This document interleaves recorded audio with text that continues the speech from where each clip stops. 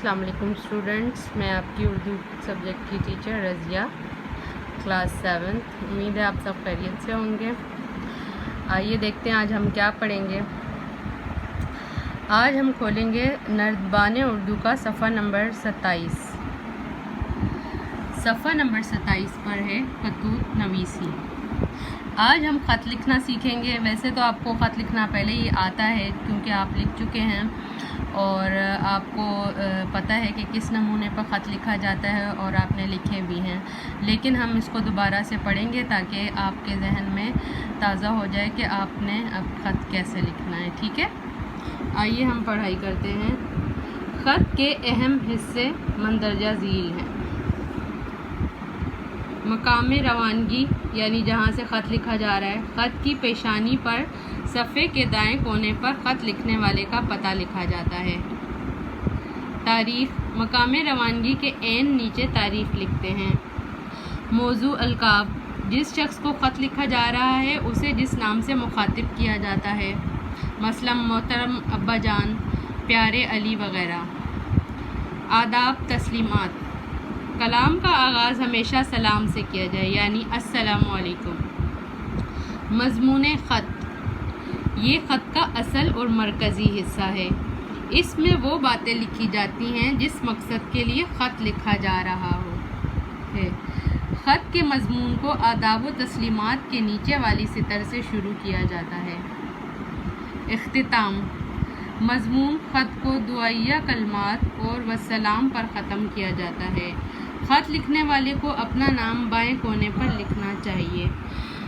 اب یہ دیکھیں، یہ لفافہ دیا ہوا ہے، اس میں خط لکھ کے ڈالتے ہیں اور پھر پوسٹ باکس میں ڈال دیتے ہیں یا پھر پوسٹ آفس میں جا کے جمع کراتے ہیں۔ تو یہ اس کے اوپر یہاں پر پتہ لکھا ہوتا ہے اور یہاں پہ ٹکٹ لگی بھی ہوتی ہے، ڈاک ٹکٹ ہوتی ہے جو پوسٹ آفس سے ملتی ہے، وہ لگاتے ہیں، یہاں پتہ لکھتے ہیں اور یہاں سے یہ لفافہ بند ہوتا ہے اور یہاں پہ اکثر فرام جو خط لکھنے والا ہوتا ہے اس کا ایڈریس اور نام بھی لکھا ہوتا ہے۔ ٹھیک ہے، اب ہم کھولیں گے صفحہ نمبر 28۔ ٹھیک ہے، اب خط، یہاں پہ خط کا نمونہ دیا ہوا ہے، خط کا نمونہ۔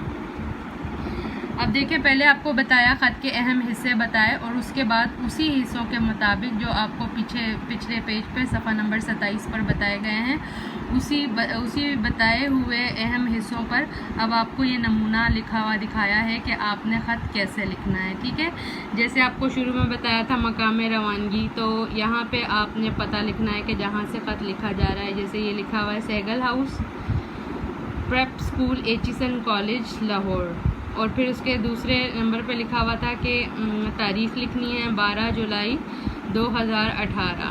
ٹھیک ہے، اور اس کے بعد جس کو خط لکھنا ہے اس کو جس نام سے آپ مخاطب کرتے ہیں وہ لکھنا ہے امی جان، اور پھر اس کے بعد سلام، آداب و تسلیمات لکھنے ہیں، ادھر لکھا ہوا ہے آداب۔ ٹھیک ہے، اور پھر اس سے نیچے والی لائن سے آپ نے خط لکھنا ہے، یہ خط کا مضمون کہلاتا ہے۔ ٹھیک ہے، یہ دیکھیں، آپ کو پچھلے پیج پہ میں دکھا بھی دیتی ہوں کہ یہاں پہ لکھا ہوا ہے نا مضمون خط، تو یہ اصل میں یہ مضمون خط یہ ہوتا ہے جس میں آپ اپنی ساری باتیں لکھتے ہیں جو بھی آپ جس کو خط لکھنا چاہ رہے ہیں اس سے کہنا چاہتے ہیں۔ ٹھیک ہے، اب ہم پڑھتے ہیں کہ یہاں کیا لکھا ہے۔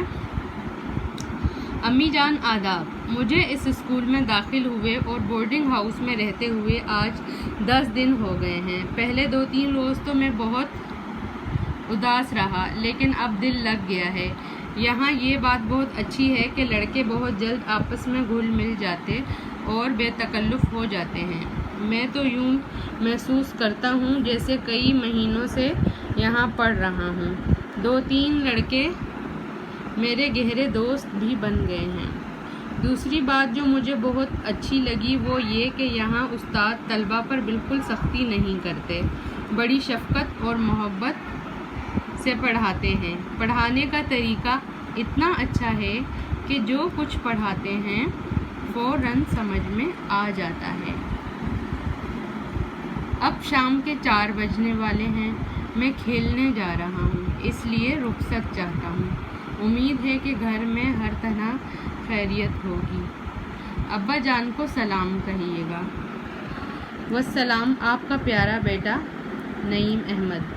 अब देखिए जो आपको पीछे बताया हुआ था बिल्कुल उसी पैटर्न पे ये ख़त लिखा हुआ है। पहले पता लिखा है, फिर तारीख़ लिखी है, फिर जिसको मुखातिब किया है, फिर सलाम और आदाब व तस्लीमात, यहाँ पे आप अस्सलाम वालेकुम भी लिख सकते हैं। उसके बाद ये ख़त का मज़मून है, इसमें बच्चा जो है वो नए स्कूल में दाखिल हुआ है और बोर्डिंग हाउस में रहने गया है, तो उसने उसकी तफसील लिखी है कि वहाँ का माहौल कैसा है और वो कैसा महसूस कर रहा है, ठीक है।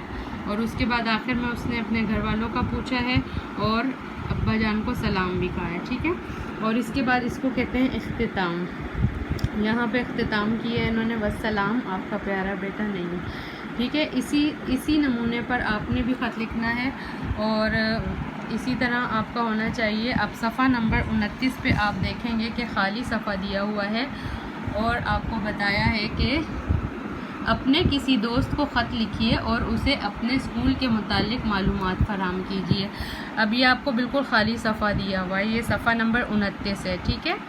आपको पहले बताया गया है सफ़ा नंबर 27 पर कि किस तरह ख़त लिखा जाता है और उसकी अहम हिस्से कौन से हैं, ठीक है। और उसके बाद आपको नमूने का ख़त भी दिया गया है यहाँ पर कि इस तरह ख़त लिखा जाता है, ठीक है। और उसके बाद आपको यहाँ पे अब प्रैक्टिस करने के लिए एक खाली सफ़ा दिया गया है। आपने इसी नमूने को देखते हुए आपने इस सफ़े पर अपने अल्फाज में ख़त लिखना है, ठीक है।